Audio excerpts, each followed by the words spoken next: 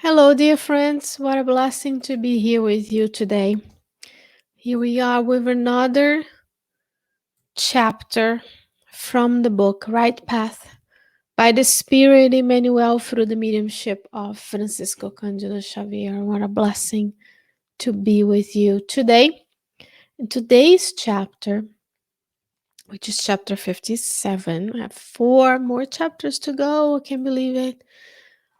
What a long learning journey. And if you're just meeting me today, I'm Sheyne Martin. I am broadcasting to you from the Spirit Society of Richmond in Richmond, Virginia. We have translated and revised this message to you, and we have teamed up with the team of Kardec Radio to spread the message of Spiritism beyond the borders of Virginia, where we are.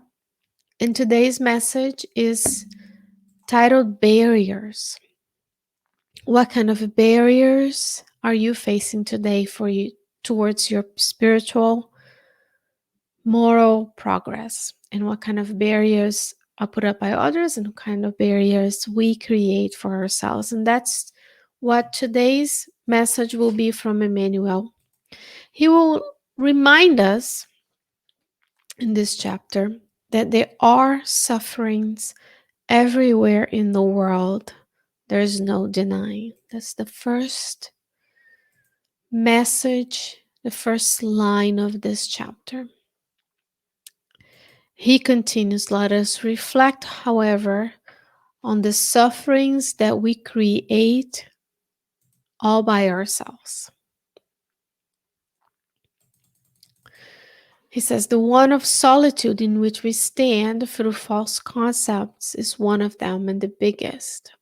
Embarrassing mental fences in which we crate ourselves in, deserting the ordinary life, the most diverse fences. And that's the first part of the chapter. So the question that we have to bear in mind when reading this message about barriers or fences: what kind of barriers have you created for your own spiritual growth today? Do you think you have created them, or are others creating the fences for us? And he's gonna focus on this message on the things that you and I create in our minds that prevent us from moving forward, that keep us in this comfort zone of today and what we've accomplished, instead of moving one step forward in evolution. As we've gotten used to this time, the first part of these chapters are usually a diagnosis of a problem, a statement of what's going on with you and I. And then the next part of this chapter, he will bring to us few examples. The first examples is being in old age. He says there are those who admit to being too old in this physical experience and stand against every kind of renewal, as if maturity were not the golden age of reflection with the conscious joys of life. Others have tempered with affective accidents and enter into systematic pessimism, as if love, the divine heritage of the Creator for all creatures, should be enslaved to this level of incomprehension. Another ones declare themselves deceived by failure and engage in discouragement, forgetting the construction of their own happiness. And others believe in sickness more than in health, and then walk around stretched in dismay, worshipping a supposed incapacity. So what kind of barriers do you find yourself in today? I'm too old to change. I'm too old for being renewed, as if age is not for reflection. We live in a society, unfortunately, that still worships the young youth as if none of us would get old. Almost 8 billion human beings incarnated on the earth today. One thing is certain: you need to be born, you're going to grow, you will never stop growing and learning, and then eventually you have to discarnate. Some of us discarnate while young, some of us discarnate when we are blessed with many more days in this lifetime for renewal. So we need to have a mind shift of worshiping youth when we know that our physical body is going to decay. Rest assured, we're not saying, oh, just let it be. No, we nourish ourselves in the physical body with good nutrition. We exercise, we take care of our mental health, we serve others, we work out, because we know those are things that conserve our physical body. But maturity comes with this opportunity for reflection, where you look back and you laugh at the mistakes you've made because we were young and we were ignorant for the most part. When you look at yourself today and you feel old and unable to change, look around, reflect again, and think, well, when I was 10, life was different. When I was 15, 20, 25, 30, so on and so forth. Hopefully, you've grown in maturity as much, and I'm talking about physical, spiritual maturity, emotional maturity, psychological maturity, so that you're a better person today than you were before. You know more today than you knew then. Therefore, we can make better decisions. And the other things are to deal with you've been hurt, therefore tempered with effective accidents. We were in a relationship and we were hurt. And by the way, we hurt others as well. And now we enter into systematic pessimism. We should not be pessimistic. We've been hurt. To be in a relationship comes with risks. And one of the risks is that someone's going to hurt you. But also comes with rewards. The rewards is being able to count on people, to being able to love them, to being able to love unconditionally without learning to love unconditionally without expecting anything of it.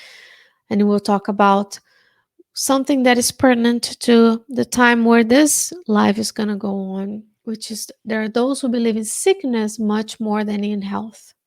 Do you believe much more in sickness than in health? We have so much health and help around in this world, but sometimes we focus on what's lacking. We focus on what, in many ways, our bodies have broken down. We can't do the things that we did before, but now we have much more to offer to the world.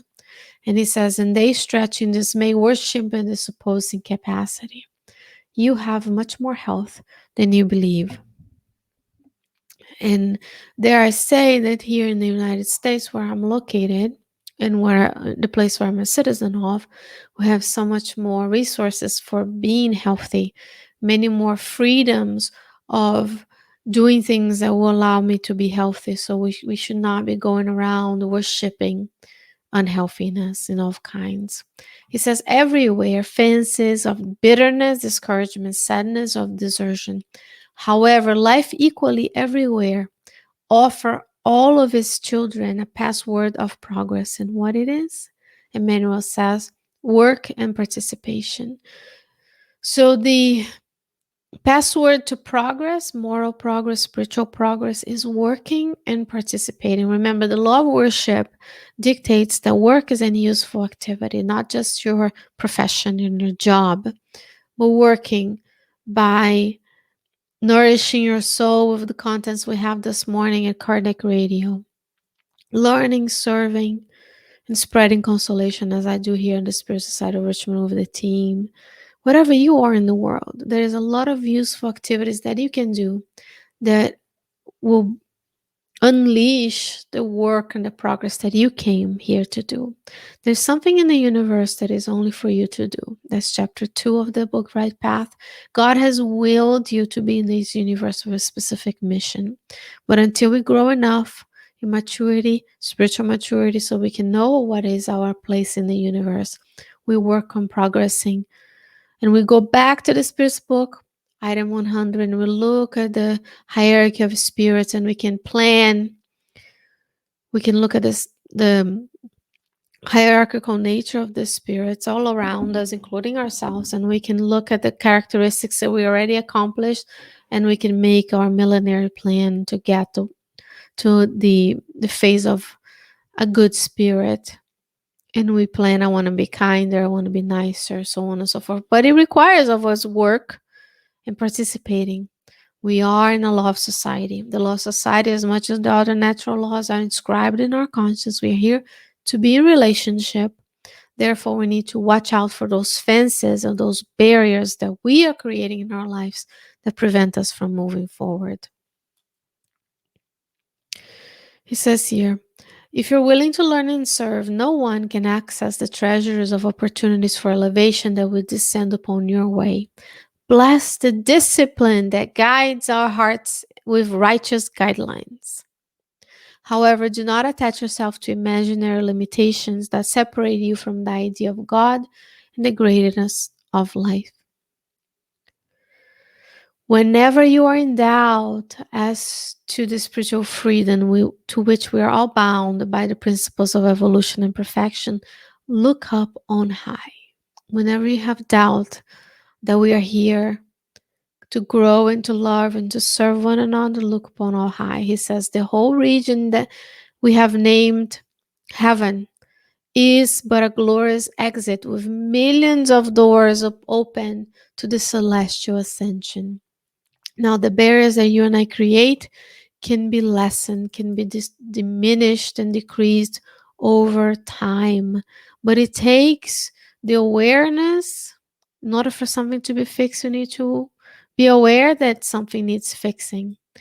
So today we are learning that there are barriers that you and I create that we don't need anymore. So go chip away at that barrier, brick by brick, recognizing that you look up in the sky at the millions of sun and stars and planets that are out there for the entirety of the human kingdom that lives on and dwells on those places. There are millions of doors that are open for you and I to ascend upon the higher realms.